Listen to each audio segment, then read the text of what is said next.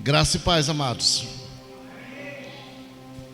Temperatura maravilhosa, 40 graus, 8 horas da noite, em pleno julho. É isso aí.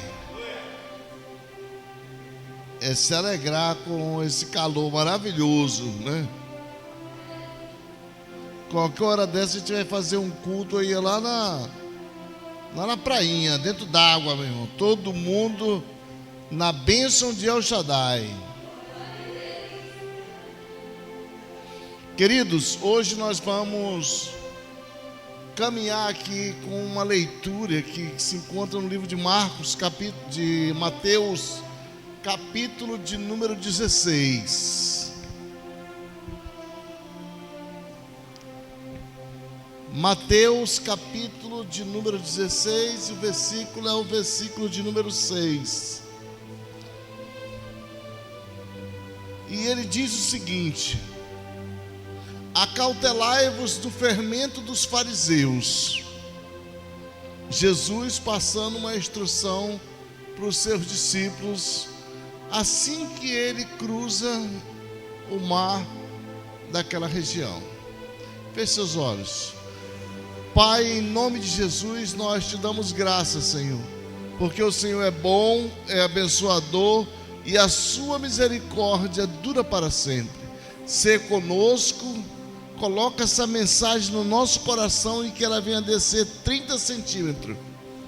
Desde já nós repreendemos todo devorador, toda opressão, todo espírito de perseguição, tudo aquilo que tenta nos desestruturar da tua presença, nós lançamos por terra na autoridade do nome de Jesus. E queremos ficar com a mente, Senhor, leve, refrigerada para ouvir a tua palavra. Fala conosco, Senhor, que os teus servos te escutam. Amém. Já terminou a Copa do Mundo, já terminou as festividades que tinha de terminar. A única coisa que vem pela frente agora são os pleitos, mas isso ainda vai demorar um pouquinho. Então a turma está com toda a garra para trabalhar para o Senhor. A Bíblia diz lá em Lucas 6:46 que: por que me chamas de Senhor, se tu não fazes o que eu te mando? Esse versículo é forte. Por que tu me chama de Senhor e não faz o que eu te mando? Isso tem tudo a ver com o fermento dos fariseus.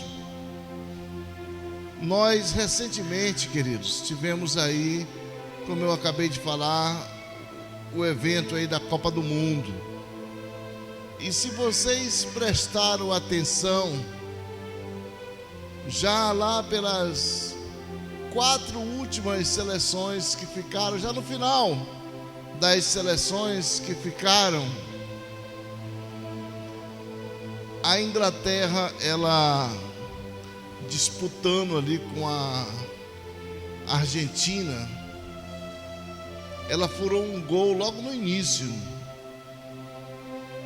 Furou um gol e ela pegou, se retrancou todinha depois, fechou ali, e os argentinos lutaram como leões bravos ali, até que os argentinos furaram um gol, furaram o outro, ultrapassaram a Inglaterra e mandaram a Inglaterra para casa. E isso nos deixa uma lição muito importante. Nós não podemos recuar, queridos. Olha, tem um princípio bíblico que o Senhor vai dizer, está lá em Hebreus capítulo 10, 38, se não me falha a memória, que o Senhor não tem prazer naqueles que recuam. A sua alma seu espírito não se compraz, não está neles.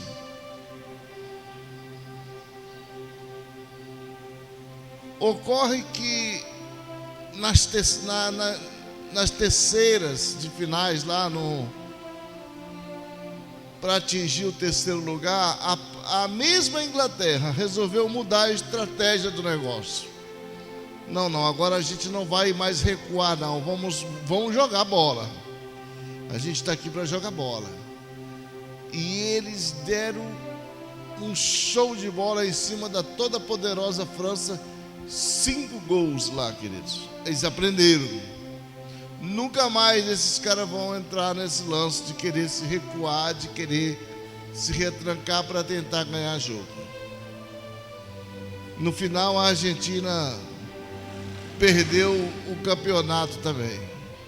Mas a gente aprendeu isso. Olha, essa Inglaterra tinha tudo para ganhar aquele campeonato, mas não ganhou. Por quê? Porque se acovardou.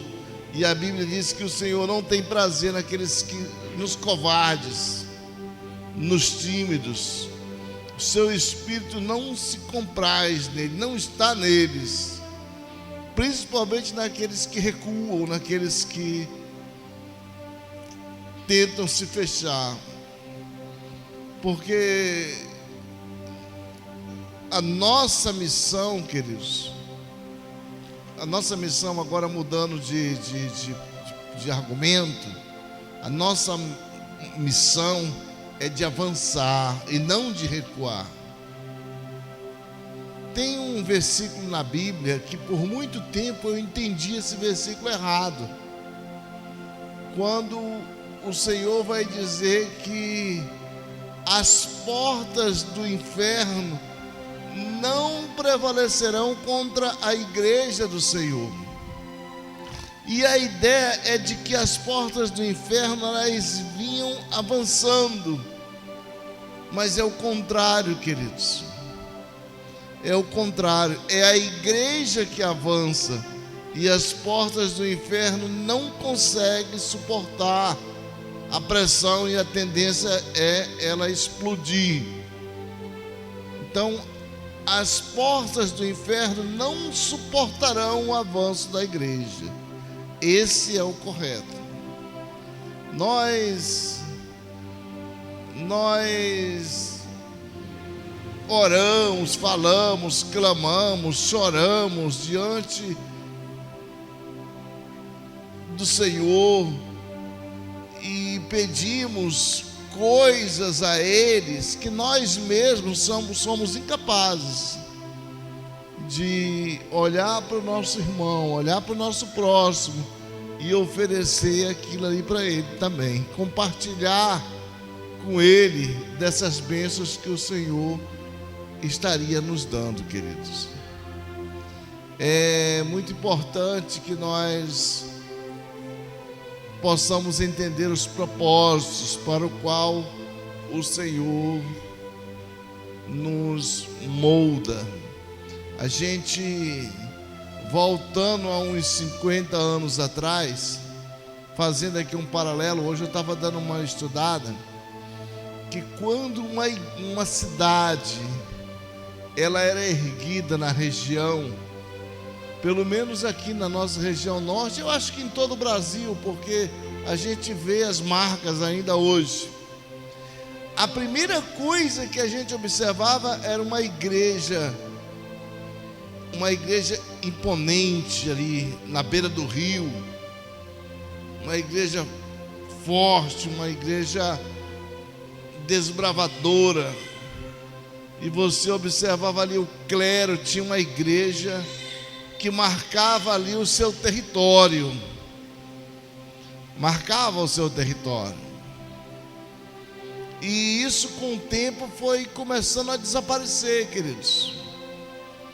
As coisas começaram a dar um revertério.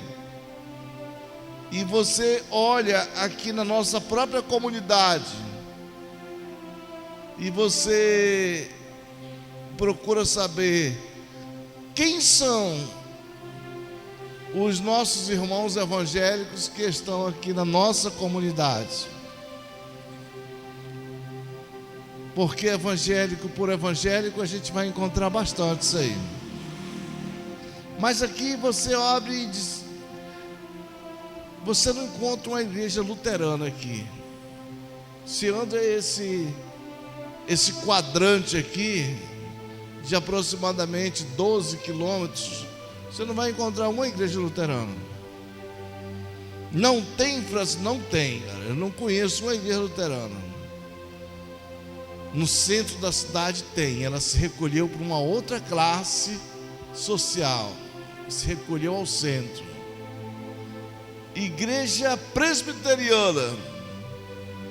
Não tem, não conheço nenhuma, rapaz. Só se está muito escondida aí, mas não tem uma igreja presbiteriana. Ela se recolhe também a uma outra classe da sociedade. Igreja metodista, a essa, França, eu acho que tem. Não tem, cara. Não tem uma igreja metodista nessa área aqui. Então você vai observando que as igrejas vão ficando, até mesmo a igreja católica, que em todos os bairros, principalmente em Manaus, quando tinha uma invasão, tinha uma senhora chamada Irmã Helena, que ela estava em todas as paradas, era igreja católica para todo lado. Você hoje não encontra, irmão. E tem uma, pastor, bem ali, escondida, atrás da casa da irmã Francisca. Eu já ouvi falar, mas não sei se realmente existe. Mas antigamente era imponente, assim. Você entrando no bairro, você via logo uma igreja como referência. E hoje está se acabando isso aí. Aliás, estão sendo destruídas. Elas procuraram uma outra classe para atingir, queridos. Outra classe de pessoas aonde elas vão atingir. Se tiver alguma igreja por aqui desse tipo, é porque o cara desviou da fé e está tentando ali sozinho. Mas legalmente não tem. Mas você vai encontrar muitas outras igrejas aí, com uns nomes esquisitos, como por exemplo, igreja carregando a arca, igreja levantando a arca, abaixando a arca, igreja do Cuspe Santo de Jesus, igreja, é tanto nome que você fica zonzo, sabe? Cara, isso é igreja mesmo? O cara está com sacanagem, porque não tem como, e são muitas ali. E você pergunta para todos esses camaradas: escuta, de onde tu vem? Qual é a tua origem? E aí ele vai citar uma igreja pentecostal que ele se congregava, mas aí ele não se afinou com a galera e resolveu montar o próprio trabalho lá dele, como se fosse uma competição de mercearia, de venda de alguma coisa. Ele vai lá e se estabelece ali e coloca o nome de igreja, coloca o nome lá de igreja. E por que essas coisas acontecem, queridos? Porque houve um recuo. Igrejas que deveriam estar marcando territórios, igrejas que poderiam estar dando exemplo de estudo bom, de qualidade, elas se acovardaram, se retrancaram, resolveram jogar na retranca, resolveram jogar de uma outra maneira para uma outra classe. Eu não estou aqui fazendo juízo de valores, não estou dizendo que elas não tinham os seus motivos, mas que isso não é normal, não é normal, queridos. Porque hoje a gente não vai mais, não envia mais alguém para anunciar Cristo. Envia-se alguém para consertar a imagem de Cristo que a galera deixou aí totalmente destruída. Um Cristo que não existe. Por quê, França? Porque os outros que deveriam dar um exemplo de qualidade se acovardaram, queridos. Eu acho que a única igreja histórica que ela não se acovarda é a Igreja Batista. Inclusive a nossa rua aqui é a rua que tem mais igreja batista do mundo. Não existe uma outra. Eu já até pesquisei. A rua tem 200 metros e tem 4 igrejas batistas. Não tem outra, não. Então ela não joga com classes. Existem igrejas no centro, aqui, lá no Tarumã. Em qualquer lugar você vai encontrar uma igreja batista. E por que eu estou falando isso, queridos? Porque nós precisamos observar o que diz lá o Senhor Jesus. Cuidado com o fermento dos fariseus. E fariseu não era gente burra, não era gente que estava aí lá mendigando a palavra, não. Fariseu eram os caras da lei, que conheciam profundamente a legislação judaica, todinha. Esses eram os fariseus. Mas esses mesmos fariseus, queridos, por falta de entendimento e por falta de direção, eles começaram a confundir as coisas começaram a se confundir na mente dessa galera, e começaram a fazer muita besteira. Por isso Jesus diz: cuidado com o alimento que esses caras estão dando para vocês. Cuidado com o fermento vencido dessa galera aí, ó. Cuidado com o fermento que está estragado, que não foi bem conservado. Não, mas vem dos fariseus. Não importa se vem dos fariseus. O fermento pode estar vencido, pode estar estragado, pode estar mal acondicionado. O fermento pode estar contaminado, inclusive. E é isso que Jesus vai trazer para essa galera, para que eles possam dar uma despertada. Por falar em alimentos, eu não sei se vocês sabem, queridos, mas a coisa está feia não é só para os fariseus, não, até o ímpio. Hoje de manhã eu me acordei muito cedo e liguei lá o televisor e estava ouvindo lá um pouco do rural. E nós tomamos café falsificado, queridos. O Brasil saiu da taxação americana, então agora ele vai começar a exportar novamente o café, o suco de laranja, vai começar a exportar carne bovina, proteína. Mas a proteína, a carne bovina, o suco de laranja e o café que vai para lá não é o mesmo que nós tomamos, está longe. O café é tipo exportação. E o que fica aqui para a galera, além dele ser caro, é um café falsificado, que passou longe o café dali. Milho torrado e tipo café. Não é café, é tipo café. Se você for na gôndola de um supermercado e puxar a ficha lá do pacote de café, do leite, do queijo, o queijo passou muito longe. Ali é tipo queijo. A carne é tipo carne. Tem cara que compra carne.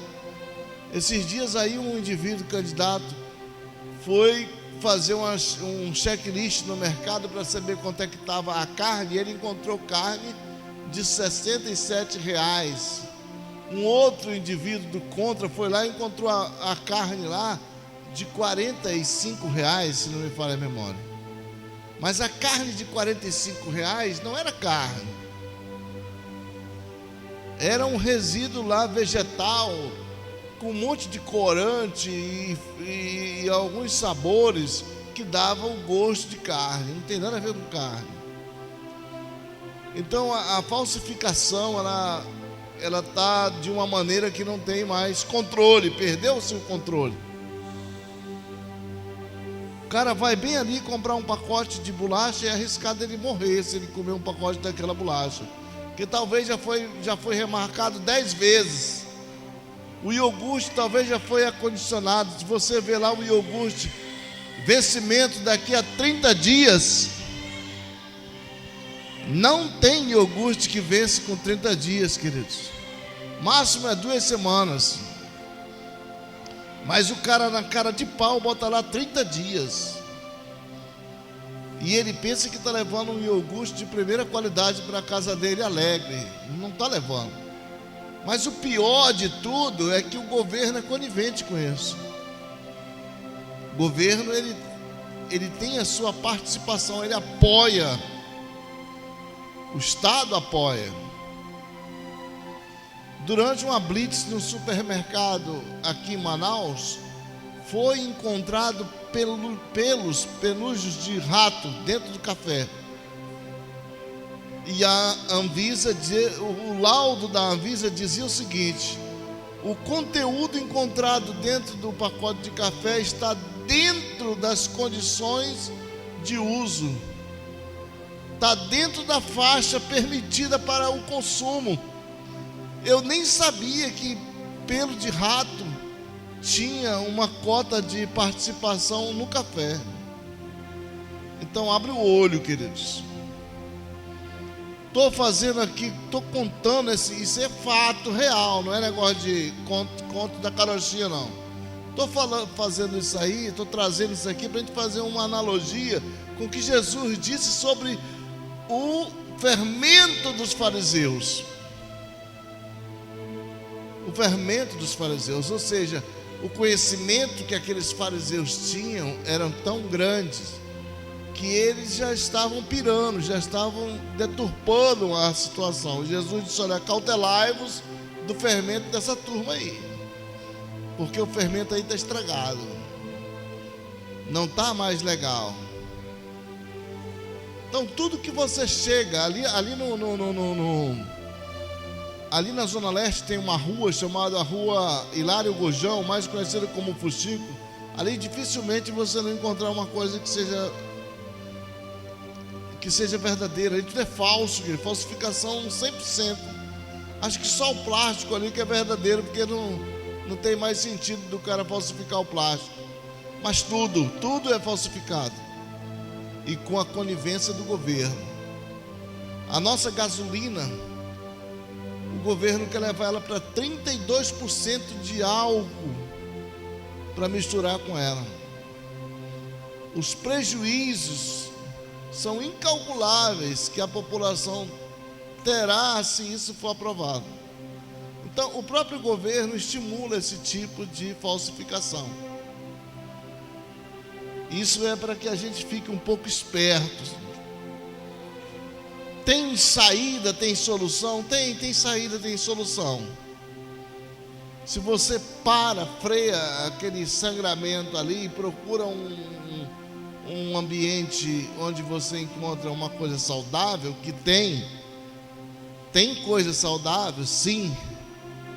Ainda são poucos os saudáveis, mas tem coisa saudável.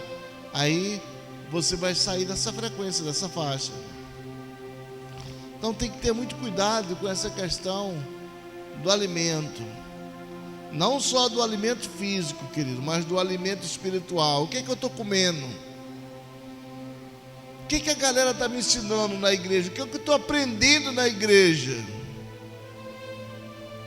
O que está saindo de efeito dentro da igreja? O que está dando para mim me alimentar dentro da igreja? O que eu aprendi de novo nesse ano? Tem gente aí que está há 10 anos, cara, na igreja. E você pergunta para ele alguma coisa e ele diz: é verdade, é pecado, eu só sei que é pecado. Mas ele não pergunta, ele não interroga, ele não questiona. E ele não questiona porque ele foi doutrinado a não questionar. Você não deve questionar nada, senão você vai pegar 30 anos de disciplina. Pior do que uma pena aqui no Brasil. Ele já foi trabalhado desse jeito. Ele não questiona nada, ele aceita tudo. E os absurdos são inúmeros, os absurdos que você nem consegue imaginar. Mas França, questionar não é pecado? Não, cara, questionar nunca foi pecado. Inclusive a Bíblia diz que existia um povo de Bereia que questionava. O povo questionava. Deixa eu dar uma olhada aqui para ver se o que o apóstolo Paulo fala bate com o que os profetas, os sacerdotes, a turma do passado vinha escrevendo. Vamos ver se isso aqui tem lógica, tem fundamento. Isso é saudável, você questionar.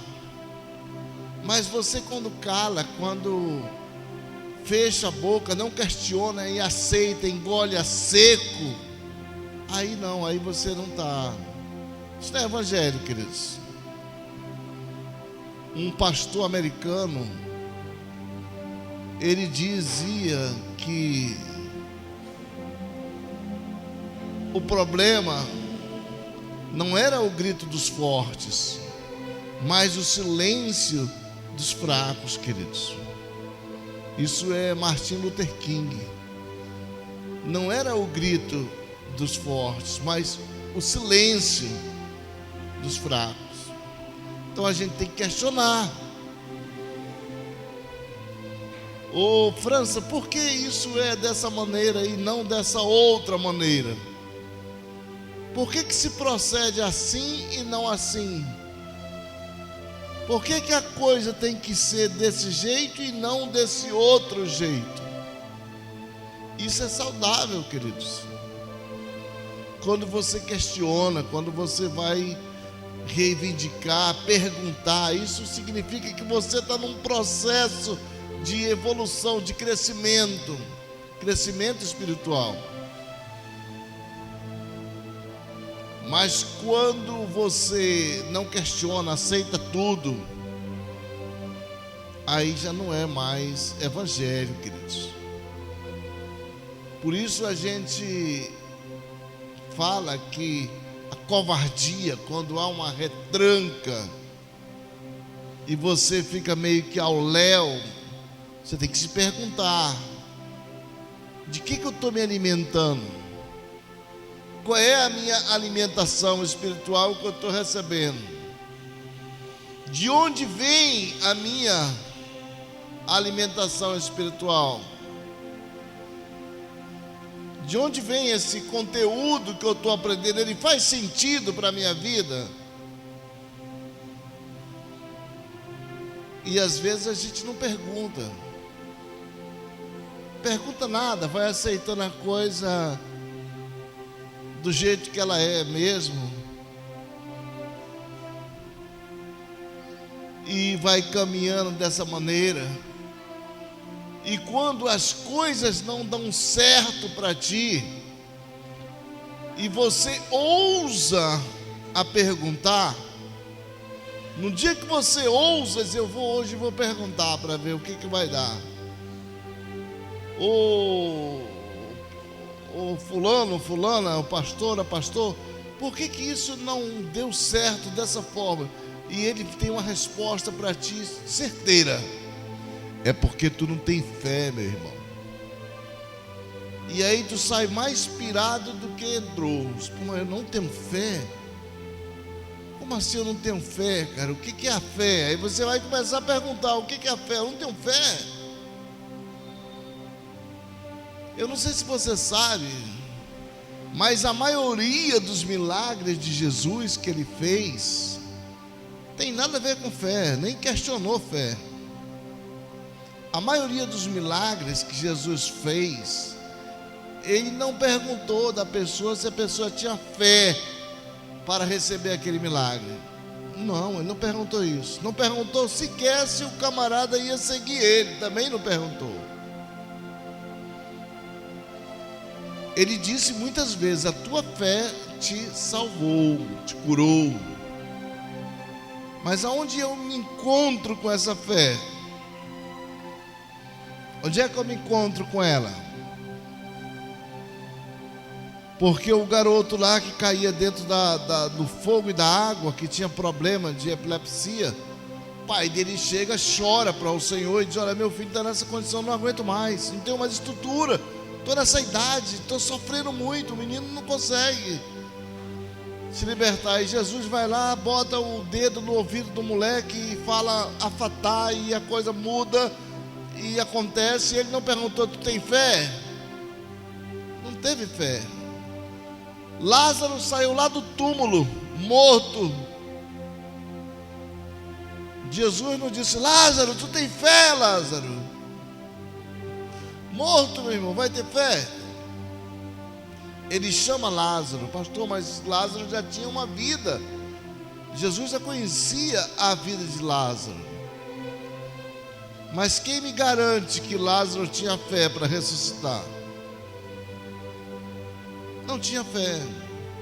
Jesus passa a ver um cara sentado e os discípulos: Senhor, olha esse cego aí.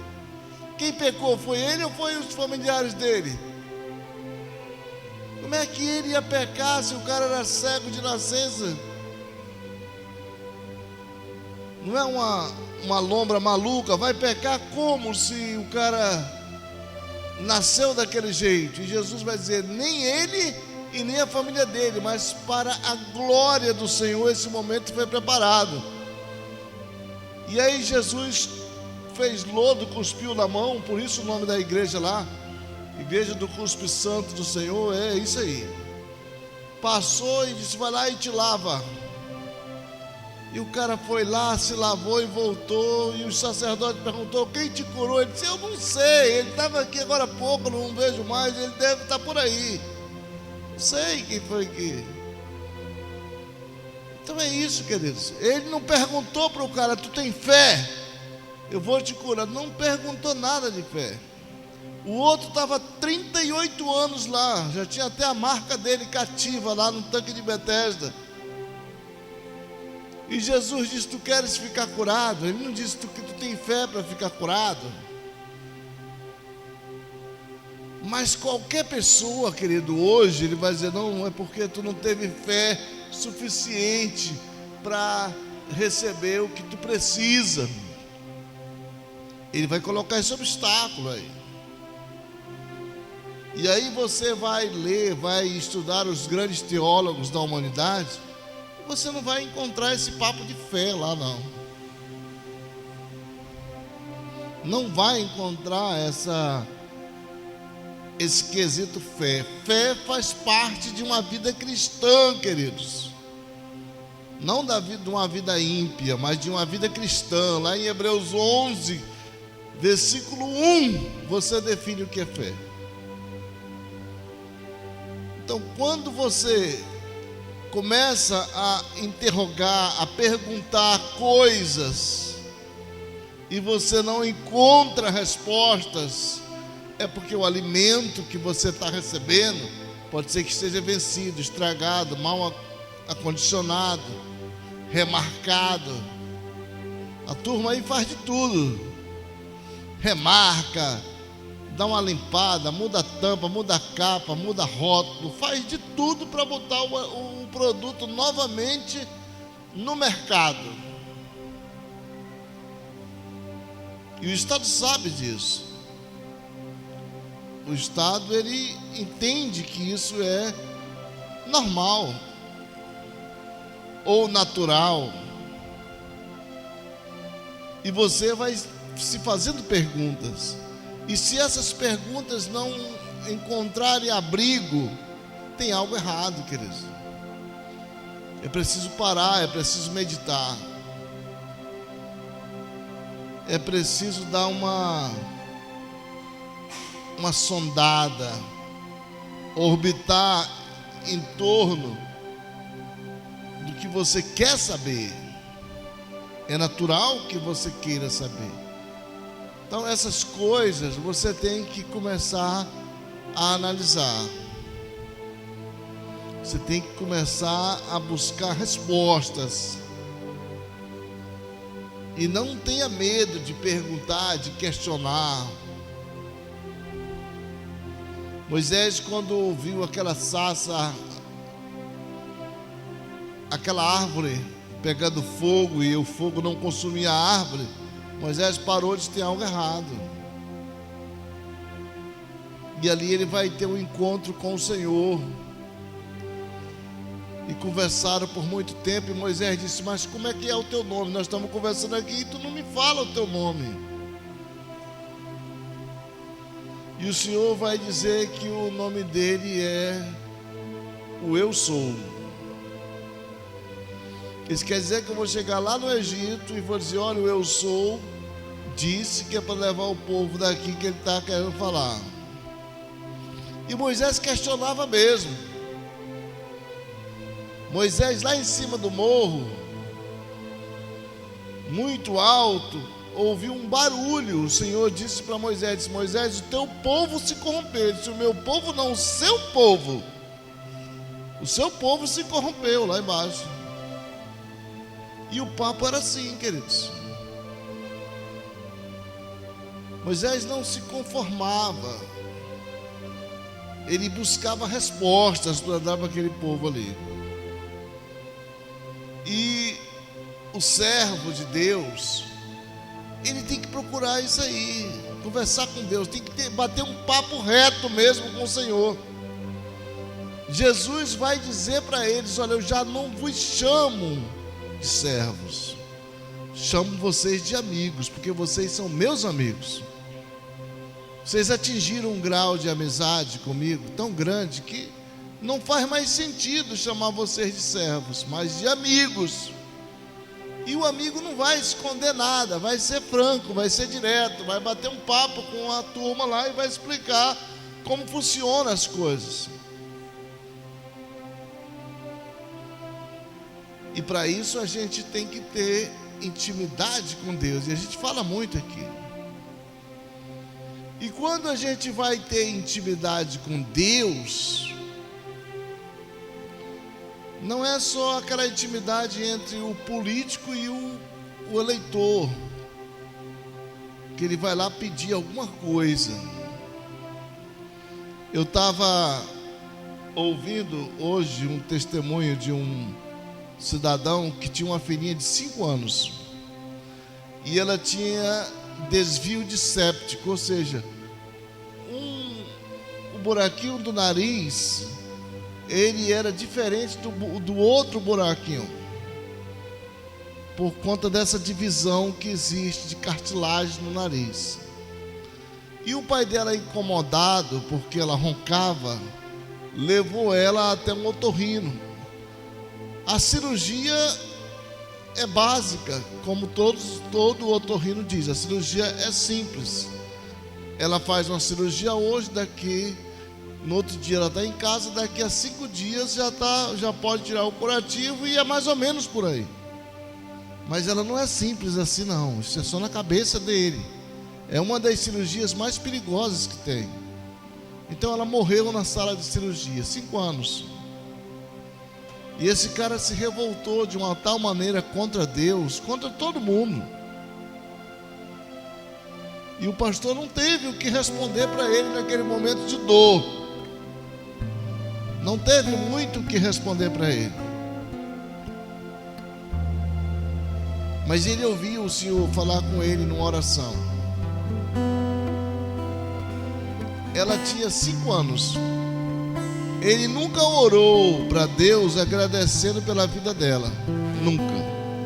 A primeira vez que ele orou foi pedindo para Deus ressuscitar ela. Você acha que funciona assim? Quando ele diz: olha, por que tu me chama de Senhor e não faz o que eu te digo? Funciona desse jeito? Não funciona. Tem gente que ele só busca Deus quando explode alguma coisa na vida dele, quando chega o dia mau, ele busca Deus. Na realidade, ele busca um Deus que possa satisfazer as vontades dele no momento errado, na hora errada. Um Deus errado que nem existe, mas ele busca. Ele busca, ele pula, ele bate o pé, ele exige, ele quer. É para ele, é ele. E não funciona assim com Deus. A sistemática é diferente.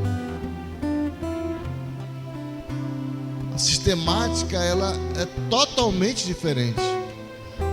Manipular Deus numa oração, isso aí é um pecado terrível. E o Senhor Jesus vai dizer: e vocês não recebem muitas vezes porque pedem mal. Graças a Deus que Ele não ouviu e nem atendeu todos os meus pedidos que eu pedi para Ele. Porque talvez eu nem tivesse aqui. Porque tem coisas que você pede a Deus, que depois você para e diz: olha, eu não quero mais não, Senhor, eu acho que eu estava errado e é melhor o Senhor deixar quieto essa parada aí. Eu tenho certeza que você já orou para Deus por uma coisa e hoje você já tem um pensamento totalmente diferente. Mudou a chave, queridos. E quando ora mal, pede mal e tenta manipular Deus. Ah, Senhor, eu gostaria que eu estou aqui há 5 anos nessa igreja. Eu gostaria que o Senhor sabe a minha luta. E vem com aquela conversa toda, vem arrodeando ali devagarzinho. E Deus já sabe o que Ele está querendo. Não adianta Ele arrodear, dar aquela volta toda. E Ele diz: eu queria que o Senhor me arranjasse uma mulher. E se for mulher, vai dizer: eu queria que o Senhor me arranjasse um varão. E ela não ouve nada, sabe? Nem o cara ouve nada. Mas no fundo Deus está dizendo: para quê? Para a primeira briga você me acusar de dizer: olha aqui o varão que Deus me deu. Olha esse traste aqui. E ele pede coisas e quer botar Deus no meio do negócio. E Deus está dizendo: olha, me tira desse negócio aí. Me tira disso aí. Pede mal, queridos. Nós pedimos mal, pedimos besteira. E quando pedimos besteira. Na verdade, só pedimos. Dificilmente uma pessoa dobra o joelho e agradece. Olha, eu te agradeço. Por isso. E bate um papo assim até suar mesmo, agradecendo a Deus. Quando tu te levanta, talvez tu ouça a voz dele. Sim, mas tu não vai pedir nada. Porque toda a galera pede, mas tu não vai pedir nada. Davi disse: pela manhã eu faço a minha oração, e durante a noite eu aguardo a tua resposta, Senhor. É simples, queridos, mas é necessário que você faça uma análise nesses pontos aí. O que tu está comendo? De que tu está se alimentando? Qual é a tua fonte? Qual é a tua fonte que tu está se alimentando? Eu tenho certeza que quando tu começar a questionar, a perguntar do Senhor, eu não estou aqui dizendo que tu vai brigar com Deus, não. Brigar no bom sentido, como Jeremias. Uma briga saudável com Deus chama-se lamentações. É diferente de profanação. Jeremias foi um dos profetas que mais sofreu. Ele era jogado num poço, numa cisterna. Não era uma cisterna saudável, era uma fossa mesmo. E ele chorava profundamente. Chorava profundamente, queridos. Faça uma reflexão. Diga: Senhor, eu quero mudança. Chora aos pés do Senhor. Não vai com aquela oração tentando enganar Deus, que não vai conseguir. Deus sabe de tudo, sabe todas as coisas.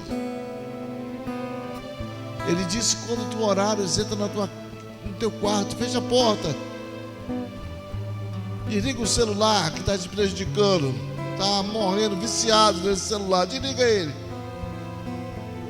Bota o cachorro ali pro canto, deixa ele de lado. E vai orar. É assim que funciona, queridos. E eu costumo dizer que se você está aqui hoje é porque um dia alguém orou por você. Alguém orou pela tua vida. Alguém pagou um preço por ti. Tu não veio de graça para os braços do Senhor. Não. Alguém pagou um preço por ti. Pensa nisso. Que Deus nos abençoe, nos guarde, nos dê a paz e faça resplandecer o seu rosto sobre nós, em nome do Senhor Jesus. Vamos ficar de pé, queridos. Vamos orar.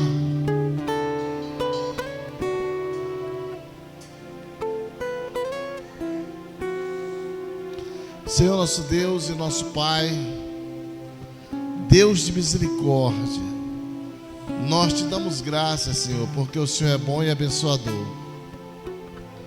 Obrigado por esse momento, por essa confraternização, meu Pai. Sabemos que o Senhor não habita em templos feitos por mãos de homens. E sabemos também que isso aqui é só um ponto de encontro para a nossa congregação. Congregação de seres vivos, pessoas que respiram oxigênio, que necessitam de Ti, Pai. Nós te pedimos misericórdia, Senhor, e que o Senhor possa mudar e moldar o nosso caráter, Senhor. Que o Senhor possa fazer-nos novas criaturas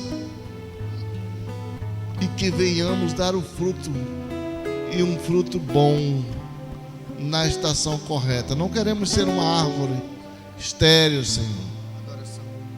Queremos ser produtivos. Obrigado, Senhor, por esse calor humano gostoso, pela nossa saúde. E te pedimos cura para aqueles que precisam de cura, Senhor.